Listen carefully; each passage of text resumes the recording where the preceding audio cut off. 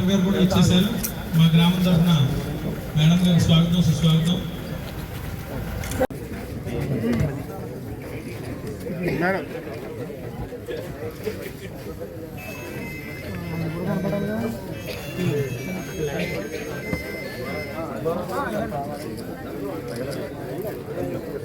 జోహార్ ఆంధ్ర కేసరి, జోహార్ ఆంధ్ర కేసరి, జోహార్ ఆంధ్ర కేసరి, జోహార్. ఈ రోజు మనం రాష్ట్రం అంతా కూడా గ్రామ సభలు ప్రతి గ్రామంలో కూడా కండక్ట్ చేసుకోవడం అనేది జరుగుతుంది. మీ అందరికీ కూడా పంచాయతీరాజ్ వ్యవస్థ గురించి తెలుసు. అది 3 అంచెలుగా పనిచేయడం జరుగుతుంది. ఒక ఫస్ట్ లెవెల్లో గ్రామ పంచాయతీ, 2వ లెవెల్లో మండల్ ప్రజా పరిషత్, 3వ లెవెల్లో జిల్లా పరిషత్. అయితే ఈ పంచాయతీరాజ్ వ్యవస్థకి ఏది ఆయుపట్టు అంటే అది గ్రామ సభ.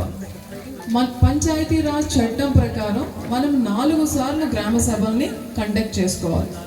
అది January 26 అంటే జనవరి 26 రిపబ్లిక్ డే, August 15 మనకు స్వాతంత్రం వచ్చిన రోజు, అలానే May 1 ఏదైతే శ్రామిక దినోత్సవంగా చేసుకుంటామో ఆ రోజు, అలానే October 2 గాంధీజీ జయంతి రోజు మనం 4 గ్రామ సభల్ని కండక్ట్ చేసుకుంటాం.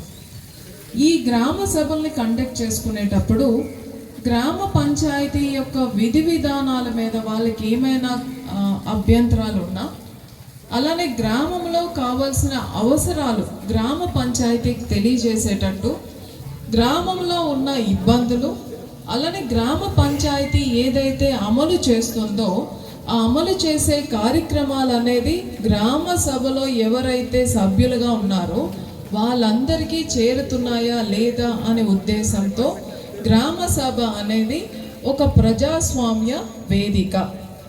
గ్రామానికి సంబంధించిన అవసరాలు, గ్రామానికి సంబంధించిన సమస్యలు, గ్రామంలో ఉన్న ఇండివిజువల్స్ యొక్క ఎంటైటిల్మెంట్స్ చర్చించుకునే ప్లాట్ఫామ్ ఇది.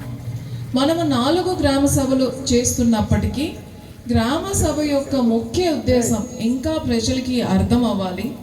గ్రామ సభలో 18 సంవత్సరాలు నిండిన ప్రతి పౌరుడు కూడా గ్రామ సభ సభ్యులుగా ఉంటారు. సో వాళ్ళు వాళ్ళ అవసరాలని గ్రామ సభ ముందు పెట్టచ్చు. 10% హౌస్ హోల్డ్స్లో అంటే మనకి మొత్తం పాపులేషన్లో 10% మంది గ్రామ సభ కావాలి అని సర్పంచ్ గారికి, పంచాయతీ సెక్రటరీకి అడగవచ్చు. అలా కానప్పుడు 50 మంది మీ గ్రామంలో ఎవరైతే అర్హులుగా ఉన్నారో, గ్రామ సభకి అర్హత పొందాలి అంటే 18 సంవత్సరాలు నిండాలి, వాళ్ళు కూడా రిక్వెస్ట్ పెట్టి గ్రామ సభని కండక్ట్ చేసుకోవచ్చు. ఈ 4 గ్రామ సభలు స్టాట్యూటరీ గ్రామ సభలు కాకుండా అలా గ్రామ సభ కండక్ట్ చేసుకోవడానికి ముఖ్య ఉద్దేశం ఏమిటి? మాకు ఈ స్కీమ్స్ పంచాయతీరాజ్లో చూసుకుంటే మనకి 15th ఫైనాన్స్ నిధులు ఇలా వస్తున్నాయి. MGNREGS ఉపాధి హామీ పథకంలో మనకి ఈ పనులని మనం చేసుకుంటున్నాం. ఉపాధి హామీ పథకంలో మనకి ఒక్కొక్కరికి వేజ్ కింద, వేతనం కింద ఇలా వస్తుంది. అదర్వైజ్ మన స్కూల్లో ఏమి సమస్యలు ఉన్నాయి, లేకపోతే మనకి రోడ్స్లో ఏమైనా సమస్యలు ఉన్నాయా, మన గ్రామానికి లింక్ చేసే దాంట్లో లింక్ రోడ్లో సమస్యలు ఏమైనా ఉన్నాయా, ప్రభుత్వం ఏదైతే పథకాలు అమలు చేస్తుందో అమలు చేస్తున్న పథకాలన్నీ అర్హులకు చేరుతున్నాయా లేదా, వీటి మీద మీకు ఏమైనా చెప్పాలి అని అనుకుంటే మీరు ఒక స్పెషల్ రిక్వెస్ట్ని ఇచ్చి గ్రామ సభను ఏర్పాటు చేసుకొని గ్రామంలో ఇవన్నీ చర్చించుకొని మీ యొక్క నిర్ణయాన్ని గ్రామ సభ రెజల్యూషన్ రూపంలో మీరు పంచాయతీకి అందజేస్తారు. సో అలాంటి ఫోరంని ఇంకా స్ట్రెంగ్థెన్ చేయాలి అని గ్రామ ప్రజలందరికీ కూడా గ్రామ సభ యొక్క హక్కులు, బాధ్యతలు తెలియజేయాలనే ఉద్దేశంతో మన గౌరవ ఉప ముఖ్యమంత్రి గారు తీసుకునే ఇనిషియేటివ్ ఇది. అందుకే రాష్ట్రం అంతా కూడా ఒకే రోజు గ్రామ సభలు చేయడం, ఈ గ్రామ సభ కన్వీనర్గా ఉన్న పంచాయతీ సెక్రటరీకి ఆ బాధ్యత పెట్టడం, ప్రతి గ్రామ సభ కూడా ఒక మండల స్థాయి అధికారి సూపర్వైజ్ చేసినట్టుగా చేయడం. సో ఇది సింపుల్గా చెప్పాలి అంటే గ్రామంలో పౌరులుగా ఉన్న వాళ్ళందరికీ కూడా వాళ్ళ అధికారాలు, హక్కులు, బాధ్యతలు తెలియజేయడం. ఇలా చేసేటప్పుడు గ్రామ సభకి విస్తృత అధికారాలు ఉంటాయి. ఒక ప్రత్యేకమైన ఎజెండా ఉండదు. మీరు మీ గ్రామ సమస్యని ఏదైనా ఈ ఫోరంలో మీరు చర్చించుకోవచ్చు. అలా చర్చించుకునే సమయంలో మీకు కూడా కొంత అడ్వైజరీ ఇలా చేస్తే బాగుంటుంది అనే ఉద్దేశంతో మనం ఒక 5 థీమ్స్ని సజెస్ట్ చేయడం అనేది జరిగింది. అందులో ఫస్ట్ థీమ్ ఏంటంటే మీ individual needs. So individual needs అనగానే మనకి ప్రతి ఒక్కరికి కొన్ని పథకాలు. సో పెన్షన్ పథకం మనకు అమలు అవుతుంది. కొత్తగా గవర్నమెంట్ ఫామ్ చేసినాక మనం 4,000 రూపాయలు పెన్షన్ ఇస్తున్నాం. ఆ పెన్షన్లో అర్హులైన వాళ్ళు అప్లికేషన్ పెట్టుకొని ఉంటారు. వాళ్ళకి ఏమైనా సమస్యలు ఉన్నాయా లేదా? సో ఇండివిజువల్గా మీరు ఏవైతే బెనిఫిట్స్ పొందుతున్నారో దానికి సంబంధించిన సబ్సిడీస్ వస్తున్నాయా, లేకపోతే దానికి సంబంధించిన అర్హత కార్డ్స్ మీకు వస్తున్నాయా, ఆరోగ్యశ్రీ కార్డు ఉందా, రేషన్ కార్డు ఉందా, లేకపోతే మీకు మనము పిఎం ఆయుష్మాన్ భవ కార్డ్స్ కూడా ఇస్తున్నాం, అవి ఉన్నాయా, ఎల్పిజి గ్యాస్ కనెక్షన్స్ ఉన్నాయా? సో ఇలా ప్రతి హౌస్ హోల్డ్స్కి ఇండివిజువల్స్కి కావాల్సిన ఇష్యూస్ అన్నీ కూడా మీరు ఫస్ట్ ఎజెండాలో మీరు చర్చించుకోవడం జరుగుతుంది. మీకు ఏమైనా సమస్యలు ఉంటే ఇక్కడ ఒక అధికారిని పంచాయతీ సెక్రటరీ గారు పెట్టి ఉంటారు, ఆయనకి మీ అప్లికేషన్స్ ఇస్తారు. రెండవ అజెండాకి వచ్చేటప్పుడు ఇంటికి సంబంధించిన ఇష్యూస్. సో మీ ఇంటికి ట్యాప్ కనెక్షన్ ఉందా, మీ ఇంటికి వెళ్ళడానికి రోడ్ ఉందా, అలానే మీ ఇంటికి సంబంధించిన ఏవైతే హౌస్ హోల్డ్ సర్వేలు అవి చేస్తున్నామో దానికి సంబంధించిన ఏమైనా అభ్యంతరాలు ఉన్నాయా అనేది రెండవ అంశం. మూడవ అంశం అనేది కమ్యూనిటీ నీడ్స్. అంటే మీ అందరికీ కూడా మంచిగా స్కూల్ ఉందా, స్కూల్లో టీచర్స్ అందరూ వస్తున్నారా, పిల్లలు స్కూల్కి వెళ్తున్నారా లేదా, మన దగ్గర ఉన్న అంగన్వాడీ సెంటర్ బాగా పనిచేస్తుందా లేదా, అంగన్వాడీ టీచర్ అండ్ ఆయా వాళ్ళ సేవలు అందించడంలో మీకు ఏమైనా సమస్యలు ఉన్నాయా, మనకి ఇక్కడ ఉన్న ఏదైతే హెల్త్ క్లినిక్ ఉందో హెల్త్ క్లినిక్ సిబ్బంది సరిగా వస్తున్నారా, సెక్రటేరియట్ స్టాఫ్ అందరూ కూడా వాళ్ళ సేవలు అందించడంలో మీకు సంతృప్తికరంగా ఉందా లేదా, లేకపోతే వాళ్ళ మీద ఏమైనా మీకు కంప్లైంట్స్ కానీ లేకపోతే వాళ్ళు ఇలా చేస్తే బాగుంటుంది అని అలాంటి సజెషన్స్ ఏమైనా ఉన్నాయా. దాని తర్వాత విలేజ్ యొక్క నీడ్స్. సో మీ విలేజ్కి రోడ్ ఉందా, మీ విలేజ్ నుంచి మండల్ హెడ్ క్వార్టర్స్కి వెళ్ళడానికి రోడ్ ఉందా, బరియల్ గ్రౌండ్కి ఏమైనా ఇష్యూస్ ఉన్నాయా. సో అలా విలేజ్కి సంబంధించిన ఇష్యూస్ మీరు డిస్కస్ చేసుకోవాల్సి ఉంటుంది. ఇవన్నిటితో పాటు మన కార్యక్రమాలు బాగా జరగాలి అని అన్నా, అలానే అదర్వైజ్ మనం ఏవైతే జీవన ప్రమాణాలు మనకు ఉన్నాయో అవి కొంచెం ఇంప్రూవ్ అవ్వాలన్నా కూడా మనం న్యాచురల్ రిసోర్సెస్ని ప్రొటెక్ట్ చేసుకోవాలి. సో మీ దగ్గర సాయిల్ కండిషన్, మీరు ఏదైతే వ్యవసాయం చేస్తున్నారో ఆ భూమి పరిస్థితి ఎలా ఉంది, వాటర్ మనకి సమృద్ధిగా ఉందా లేదా, వాటర్ కన్జర్వేషన్ వర్క్స్ ఏమైనా చేయాలి. దాన్ని ఏమంటారంటే సస్టైనబుల్ డెవలప్మెంట్. దానికి సంబంధించిన అంశాలు మీరు చర్చించుకోండి. వీటన్నిటినీ అనుసంధానం చేస్తూ ఎన్ఆర్ఈజిఎస్ని అప్పుడు మీరు చర్చించుకోవాలి. సో జాబ్ కార్డ్స్ ఎంతమందికి ఉన్నాయి, అందరికీ కూడా 100 రోజులు పని దినాలు వస్తున్నాయా లేదా, 100 రోజులు పని దినాలు చట్ట ప్రకారం మనకి ఎంటైటిల్మెంట్ అయినప్పుడు 100 రోజులు పని దినాలు ఎందుకు రావటం లేదు, మన గ్రామంలో సరైన పనుల జాబితా షెల్ఫ్ ఉందా లేదా, లేకపోతే షెల్ఫ్ ఐడెంటిఫై చేసుకోవడం. ఒకవేళ తక్కువ పని దినాలు ఉంటే మన గ్రామంలో ఉన్న ఎస్సీ ఎస్టీ బీపీఎల్ ఫ్యామిలీస్కి ఎక్కువ ఇంపార్టెన్స్ ఇచ్చి వాళ్ళకి 100 రోజులు చేసుకోవడం. 100 రోజుల పని అనేది మనకి ఎన్ఆర్ఈజిఎస్ గైడ్ లైన్స్ ప్రకారం చేసుకొని మనం కొన్ని కమ్యూనిటీ ఎసెట్స్ని మనం క్రియేట్ చేసుకోవడం. బరియల్ గ్రౌండ్ లెవెలింగ్, కొన్ని farm ponds, desiltation of the tanks, అలానే మీ ఫీల్డ్ ఛానల్స్ డీసిల్టేషన్, ఈ యాక్టివిటీస్ అన్నీ కూడా ఎన్ఆర్ఈజిఎస్లో చేసుకోవాలి. మనం ఇలా వేజ్ కాంపొనెంట్ని మన ఉపాధి హామీ పథకంలో చేస్తే మనకి కొంత మెటీరియల్ కాంపొనెంట్ కూడా వస్తుంది. ఆ మెటీరియల్ కాంపొనెంట్ ద్వారా మీ గ్రామానికి కావాల్సిన ఇన్ఫ్రాస్ట్రక్చర్ ఏంటి, రోడ్ కావాలా, ఎస్సీ కాలనీలో రోడ్ కావాలా, లేకపోతే బీసీ కాలనీలో రోడ్ కావాలా, ఊర్లో మెయిన్ ఎంట్రన్స్లో కావాలా, అదర్వైజ్ లింక్ రోడ్ కావాలా, మీకు ఏదైనా ఒక ఆఫీస్ బిల్డింగ్ అందులో కావాలా, బరియల్ గ్రౌండ్ డెవలప్మెంట్ కావాలా, లేకపోతే మీరు కమ్యూనిటీ హాల్. సో ఇలా మీకు సంబంధించిన ఏవైతే వర్క్స్ ఉన్నాయో ఆ వర్క్స్ మెటీరియల్ కాంపొనెంట్లో సరిపడేటట్టుగా మీరు చూసుకోవడం. సో అది 5వ అంశం. ఈ అంశాల గురించి మీరందరూ మాట్లాడాలి, మీరందరూ ఒక కామన్ అండర్స్టాండింగ్ రావాలి. అది రెజల్యూషన్ రూపంలో మీరు మాకు అందించాలి.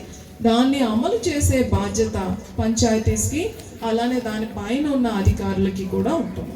సో గ్రామ సభకి ఉన్న విస్తృత అధికారాలని, బాధ్యతల్ని తెలియజేసే ఫోరం ఇది. కాబట్టి మీరు ప్రేక్షకుల్లా కాకుండా మీ గ్రామానికి సంబంధించిన అంశాల మీద మీరు మాట్లాడాల్సి ఉంటుంది.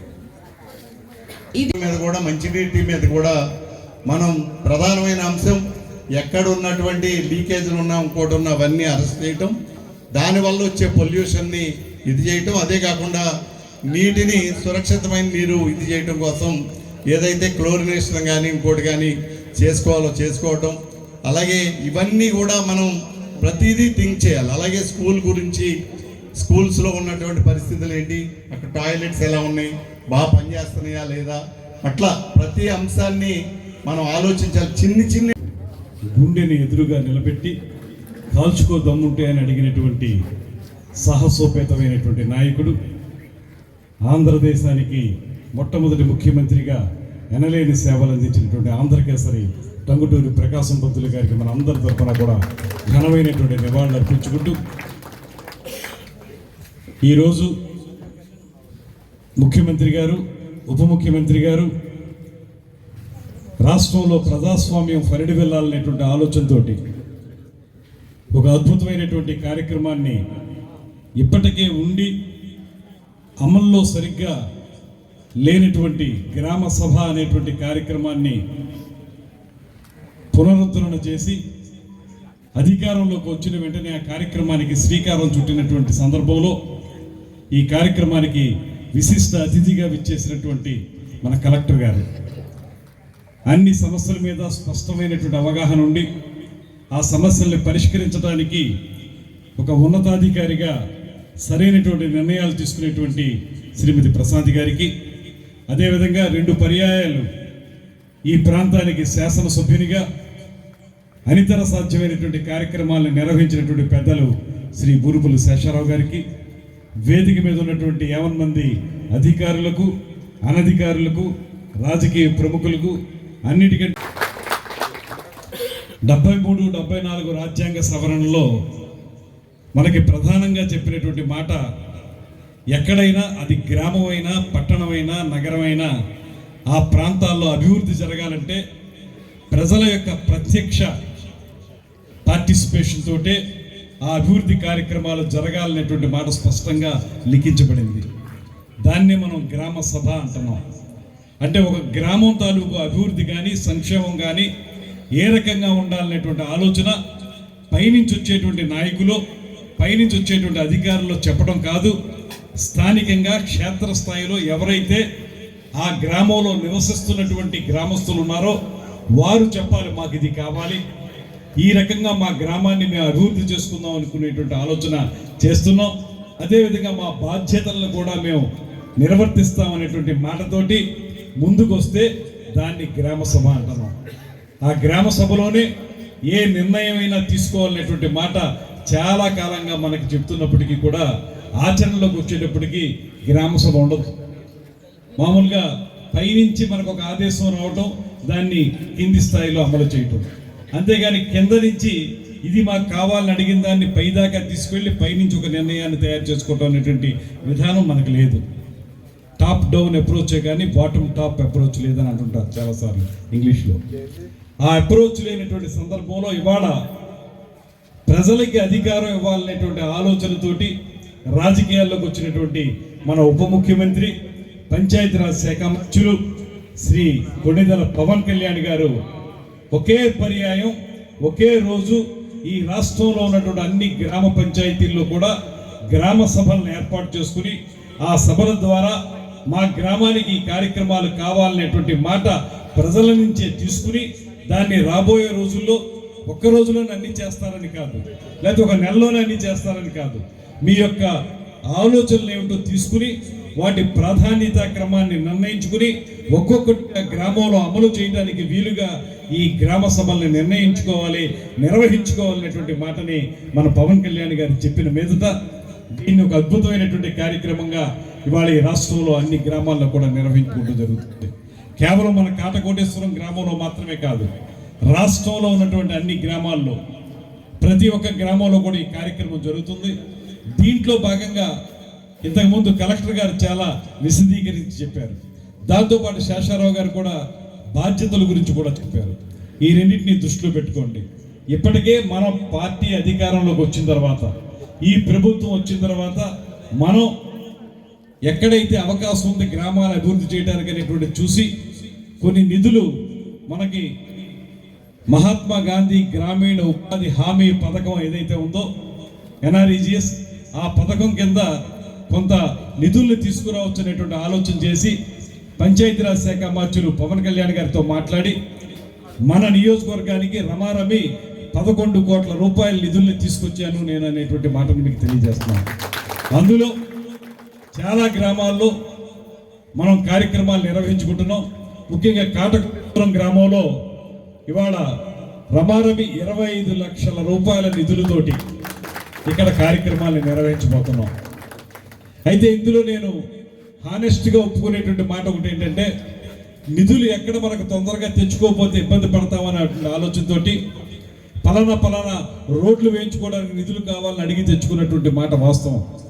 అయితే దీంట్లో మీ భాగస్వామ్యం కొంచెం తక్కువగానే ఉంది. అయితే ఇక్కడి నుంచి మనం చేసేటువంటి ప్రతి కార్యక్రమం కూడా ఏదైతే గ్రామ సభ అంటున్నామో అందులో భాగంగా రాబోయే రోజుల్లో ఇప్పుడు జరుగుతున్నటువంటి కార్యక్రమాలతో పాటు శాంక్షన్ అయి అవి మనం అమల్లోకి వస్తున్నటువంటి కార్యక్రమాలు ఎటు జరుగుతాయి, వాటితో పాటు రాబోయే రోజుల్లో ఏ కార్యక్రమాలు చేసుకోవాలి. చాలా సందర్భాల్లో నాకు ఇక్కడ కనపడేది, ప్రతి గ్రామంలో కూడా కనపడేది, మేము ఎన్నికల సమయంలో వెళ్ళినప్పుడు శేషారావు గారు నేను కూడా డ్రైనేజ్ వ్యవస్థ గురించి ఎక్కువగా మాట్లాడతాం.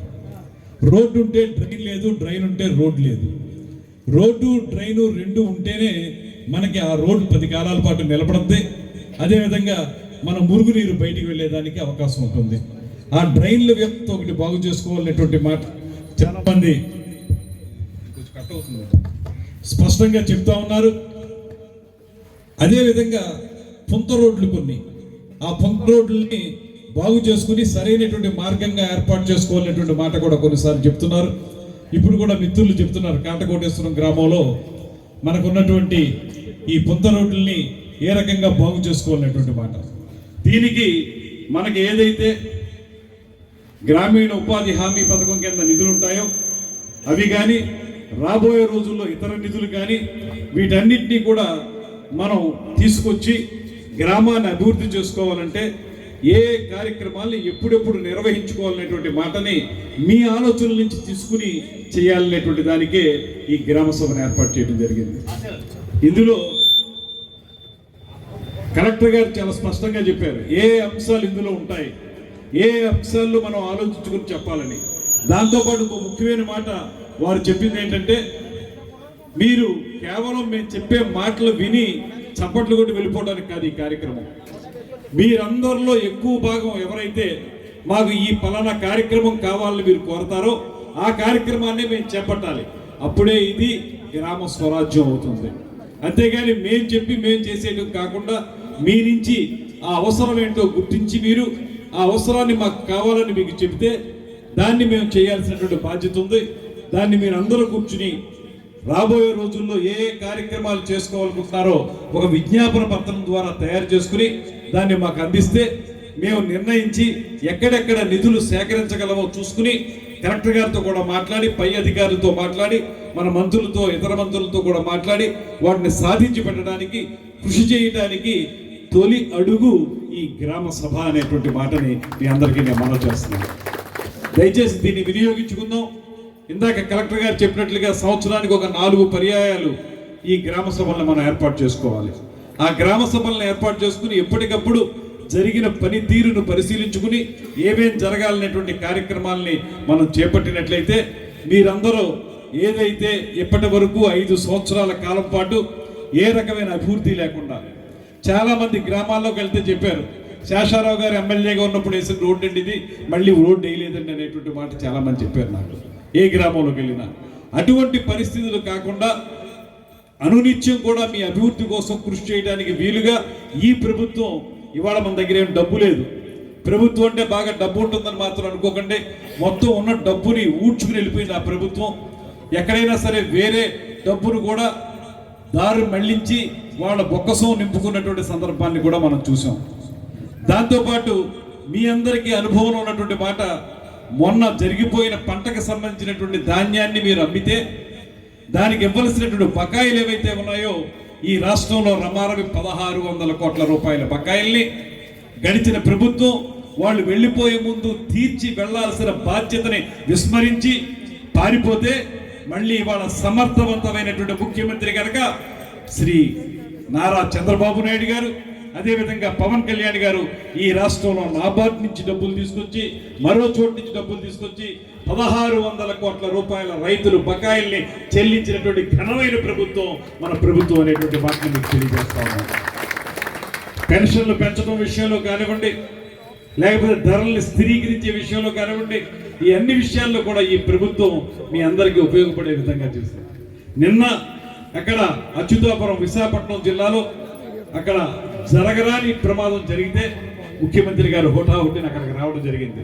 నేను కూడా వైజాగ్ టూరిజం మీటింగ్కి సంబంధించి అక్కడ ఉండటం వల్ల నేను కూడా వారితో కలిసి హాస్పిటల్లో ఎవరైతే చికిత్స చేయించుకుంటున్నారో వాళ్ళని పరామర్శించే విషయంలో నేను కూడా ఉన్నాను. నేను చూసాను, అప్పటికప్పుడు ఆయన చెప్పారు, ఎవరైతే చనిపోయారో ప్రమాదంలో వాళ్ళకి ₹1 కోటి చొప్పున ఇస్తున్నాం, ఎవరైతే బాగా ఎక్కువ దెబ్బలు తిన్నారో వాళ్ళకి 50 లక్షలు, ఎవరైతే కొద్దిగా దెబ్బలు తిన్నారో వాళ్ళకి 25 లక్షలు, ఇలాగా స్పాట్లో నిర్ణయించి వెంటనే స్పందించినటువంటి ముఖ్యమంత్రి చంద్రబాబు నాయుడు గారు అనేటువంటి మాటను కూడా మీకు తెలియజేస్తున్నాను. జరగని ప్రమాదం జరిగింది, పోయిన ప్రాణాలను తిరిగి తీసుకురాలేం, కానీ ప్రభుత్వం మీకు అండగా నిలబడుతుందనేటువంటి మాట చెప్పడానికే ఆయన వెంటనే వారందరితో మాట్లాడి ఆ ప్రకటన చేయడం జరిగింది.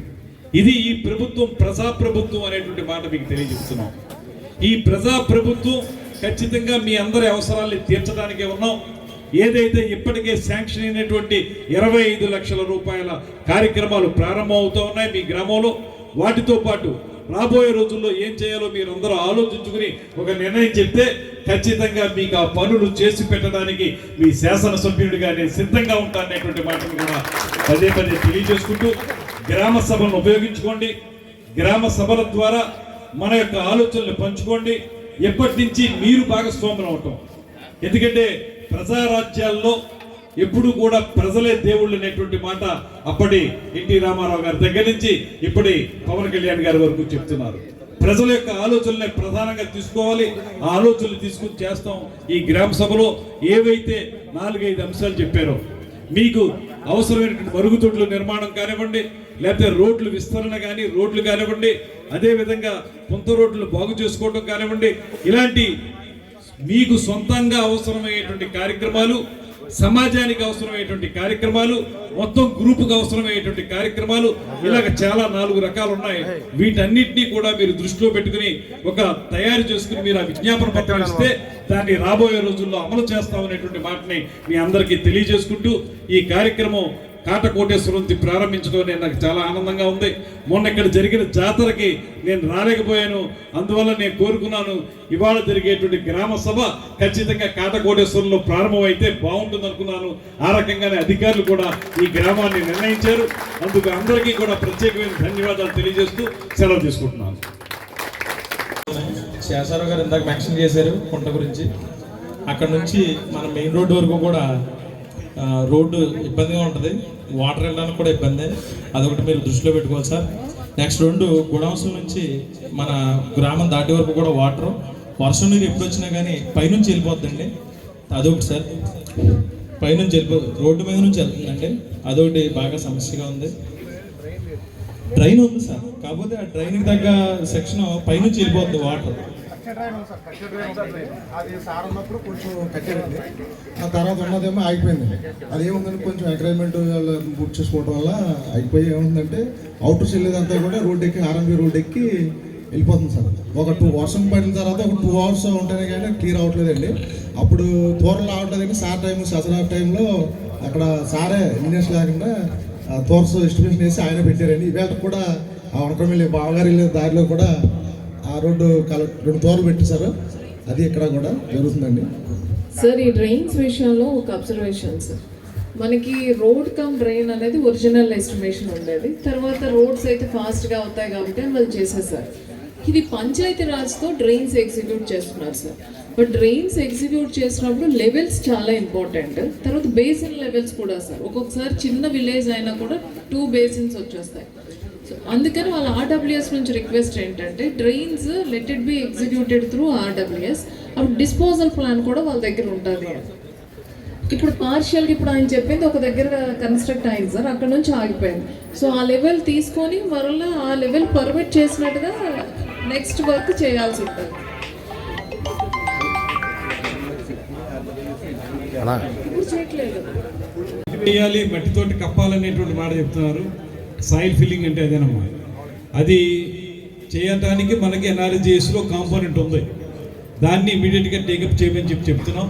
అది చేసి మీరు చేసినటువంటి కార్యక్రమాన్ని ఇమీడియట్గా టేకప్ చేస్తాం. దాన్ని ఒక రెజల్యూషన్గా తయారు చేసుకోవాలి. మీరు గ్రామస్తులు ఒక దాన్ని మీరు అందరి తరఫున తీర్మానం చేసినట్టుగా చేసుకుని ఇవ్వాలన్నమాట. చేస్తే దాన్ని మనం నడిపించుకుంటున్నామా, మన గ్రామం యొక్క శానిటేషన్ బాగుందా, మన గ్రామంలో ఉన్న ప్రజలందరూ కొంచెం ఆరోగ్యంగా ఉండడానికి మనం డ్రైనేజ్ ఏదైనా ఒక కమ్యూనిటీ ప్లేస్ వాకింగ్ ట్రాక్ లాగా అలా ఏమైనా పెట్టుకుంటున్నామా, మన గ్రామంలో పిల్లలందరూ స్కూల్కి వెళ్తున్నారా, వెళ్తున్న వాళ్ళందరూ బాగా చదువుకుంటున్నారా, మన గ్రామంలో ఎవరు కూడా చైల్డ్ మ్యారేజెస్ చేయటం లేదు కదా, బాల్య వివాహాలు అంటే 18 సంవత్సరాలు నిండకుండా ఎవరికి మనం పెళ్లి చేయట్లేదు. రోడ్లు బిల్డింగ్లతో పాటుగా మనుషులు కూడా అభివృద్ధి చెందాలి కదా. మీరు మాకు రెజల్యూషన్లో ఇవ్వాలి. పిల్లలందరూ కూడా స్కూల్కి వెళ్తారు, డోర్ టు డోర్ కలెక్షన్ అవుతుంది, మంచిగా మన సాలిడ్ వేస్ట్ మేనేజ్మెంట్ సెంటర్ నడిపించుకుందాం అని.